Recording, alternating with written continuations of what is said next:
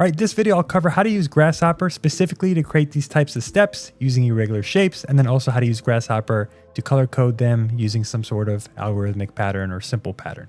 So let me explain this in the most simplest terms. If you have a triangle, right, not these complex shapes, and you want to subdivide it and eventually extrude it and then color code it, how would you do that? Well, in the most manual way in Rhino, you'd probably draw, let's say, a boundary box around it like this. Then from this bounding box, I would subdivide it like I'm showing here equally. And then from here, you probably take the lines and you use the trim command to trim out the edges. From here, you have a bunch of lines, not surfaces, and you just need to create surfaces, right? So you can use planar surfaces. And the best way to do that would be to make sure you have enclosed regions. Right here, I just have a bunch of lines, so I could create a plane. So if I have a plane, I can easily split the plane by using the lines, and that will give me separate planes. From here, you can extrude, obviously. Just gonna do this randomly, and that gets you relatively here. And then change the object layer. Now, this is the manual way of doing it. I'm just explaining the idea behind the complexity of which the Grasshopper script is going to do. I'm going to show you how this gets done more parametrically speaking. You have a triangle and it's creating a bounding box and it's subdividing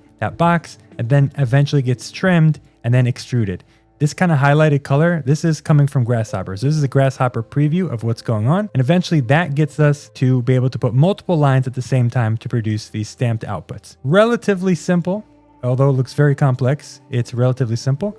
What the most important thing you need to do, and I have it kind of written here as a note, if you have a bunch of individual lines like this, well, I need a bounding box. So I need boxes that are completely closed like this. In this case, all you need to do if you don't have closed regions is to grab everything here, type curve boolean, and then make sure you have delete input to none, combine regions to no, not yes. Just make sure it's no.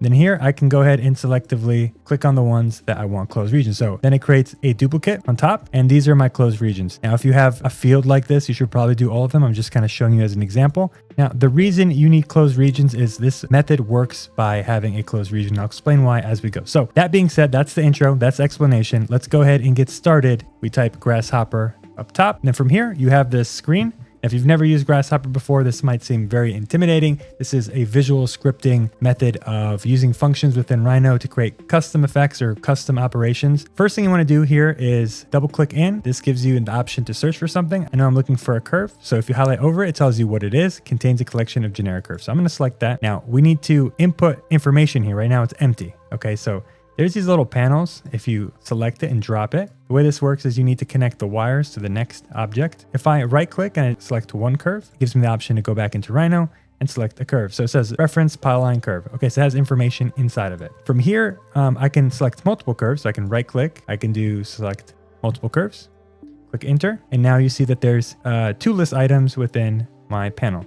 Now what's super important is I'm going to show this example with two curves going at the same time so you can understand how to do this with multiple objects. To do this properly, you need to right click. This is kind of weird. You need to right click and you need to change this to a graph. And what that's doing is it's separating out those items into separate lists. So groups within groups. Let's just imagine that. And that's super important because we want to run the operations individually within each group independent. So that'll make more sense down the road, or maybe it won't. But this is what's happening. So I'm just going to put this panel on the side. It's not very important for now. So the next thing we want to do is create a surface within each of these shapes. Let me just show you in Rhino what I'm saying. What we want to do is we want to create a bounding box that's around this perimeter. Okay. And that's going to be used to subdivide the lines. It'll make sense as we go. So I'm going to double click in here, type bounding box, this one right here, bounding box. Okay, and it says per object. That's fine. There's another option called union box for now. You don't have to worry about it. Take the curve and plug it into the C. And if you hover over it, it says content. Okay, and so what you're seeing now in Rhino is this preview that's showing you the surface it just created.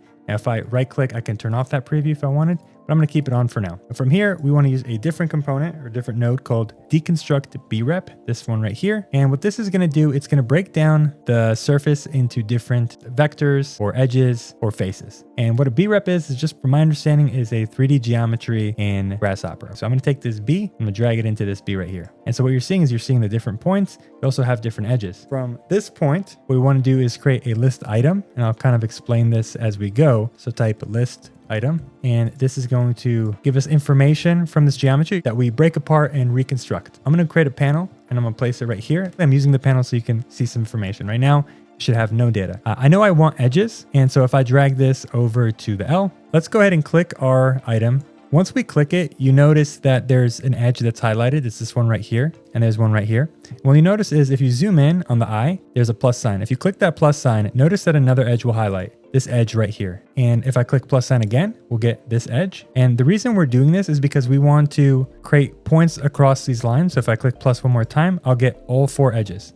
Okay, this is super important. We're gonna need this later on. And what's important to understand is the eye is index 0, usually in kind of mathematics and coding. You start with 0, then 1, then 2, then 3. Okay, and 3 is really the 4th number, or the 4th kind of object within a list. We start with I, which I think stands for item in this case. So item 0, item 1, item 2, item 3. But remember, item 1 is the second item within a list. Kind of confusing, I understand, but that's just how it goes. Now we want to take those lines and divide points. So if I double click in here, I'm going to type divide curve, this right here, divide curve. Now what this is going to do, let me just kind of show you and then explain a little bit. So you're seeing once I put that into the C point, the curve to divide, it's the very first line. That was item I. It's dividing them, okay? And if I unselect it, so you can press Control, and then you see there's like a little minus sign in here, and I can drag it back to where it came from, and it'll unclick it. Now, if I go to 1 and put it in here, you'll notice that it's selecting the other side. And so if I do that again and again, you can understand how this works. Hopefully that makes sense. I know it's kind of confusing, but this is how it works. We're probably gonna want 2 of them. So I'm just gonna go ahead and copy and paste. Okay, and so what I want is I want to create a division between this line and this line. Let me make a comparison right here. What we wanna do is this. We wanna select this edge and that edge and create divisions to then connect the lines like this. So that way we get straight lines that then we can eventually trim out using a triangle or any irregular shape. So that's what's going on over here. What we're gonna need to do that is connect this I to over here. And so if I connect 1 to this, that's not gonna work. We're gonna get an L. We don't want that. So you wanna undo that. You wanna take 2 now and plug it into C. And now we're gonna get that line across from the other one. Now they're parallel to one another. You might be wondering, well, how do you control the amount of divisions? Well, that's pretty simple. You need to input something in the number count. So if you double click and you could type slider, a number slider, or you could just double click and type, I don't know, let's say like 10, and you'll get a slider that has 10. So I'm just gonna delete this. And the way a slider works is you can kind of move it. You see it's whole numbers if you double click into it. So here you have floating number points. So this has decimals, you have integers. So we're just gonna keep it here. You have evens and odds. And these are for you if you wanna create patterns. I'm just gonna keep it as it is by default. And I'm gonna subdivide it by, let's say 7. Now I'm gonna drag this over to number. Now you'll see that this has 7, this has more than 7. So you can take this one single point and plug it back in here. So now they're equal. They'll always be equal because you have the same number slider feeding into both number divisions. Now you might be wondering, well, why are you separating these out? Well, it's simple because now we want to take the points and we want to connect them, correct? We want to connect them. So we need to draw a line. So we come in here, just like you would in Rhino, type the word line. Now there's 2 different lines. Actually, there's multiple lines, but there's 2 that are exactly aligned. One is like the curve that we had, which just takes pre-made lines. This other one draws lines. So this one says create a line between 2 points. That's what we want, point A and point B.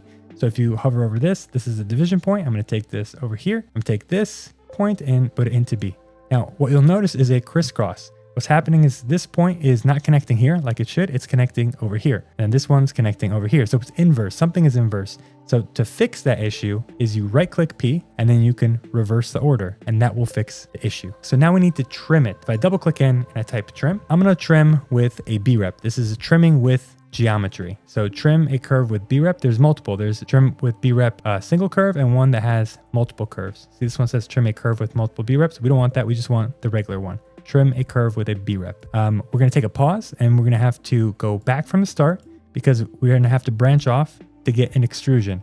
So what I want is I want to extrude this line, this boundary line right here, and I'm going to create an extrusion of some sort, and that's going to be used to trim off the lines. Well, how are we going to do that? From here, you're going to double click in and type boundary surfaces right here, and you're going to drag this curve and you're going to bifurcate it and plug it in here. And what you're seeing is you're getting a surface within here. So if I disconnect this, just so you can understand what's going on, you're just creating a surface in here. Now I'm going to connect this back in. I just did that for you to see. From here, we're going to double click and extrude, not extrusion. This contains a collection. Again, you need the extrude command, which extrudes points, curves, and surfaces along a vector. Okay, so this is the one we need. It has a base surface and it has a direction. Okay, so this is going to plug into here.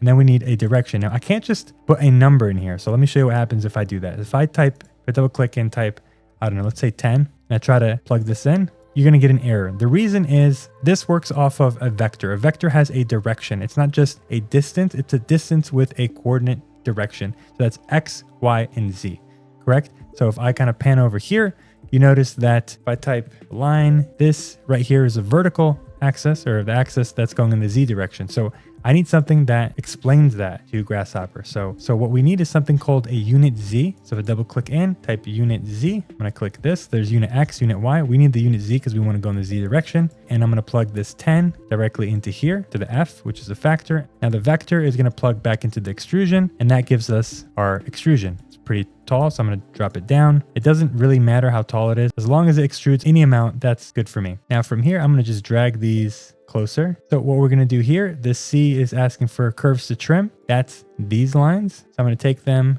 and I'm going to plug it in. That's the lines that we drew from the points, the division points. And then I'm going to take the extrusion. I'm going to plug it into B. And from here, I'm going to turn off the extrusion preview because it's kind of annoying. Let me explain what's going on. There's the CI and the CO. This is the curves inside and the curves outside. If I go ahead and right click and press bake, click OK, and then I go ahead and select anything that I have over here. And I'm just going to copy them so you can see. So what we end up getting is the divided lines within the boundaries. Now, if I right click the curve out, we'll get the lines outside of the boundary. So that's how that's working. Okay. Now you don't need to bake any of this stuff. I'm just kind of explaining it to you so you understand. We're almost at the end of part 1. And so now what we want to do is we want to fill surfaces within these lines. So double click in, type surface split. This is going to give us what we want. Now from here, we're going to want the boundary. Okay, we want this boundary, which is a boundary in here, right inside, not the kind of rectilinear boundary. We want the interior boundary, which is this right here that comes from the curve, right? We have this curve, goes into boundary. Boundary goes into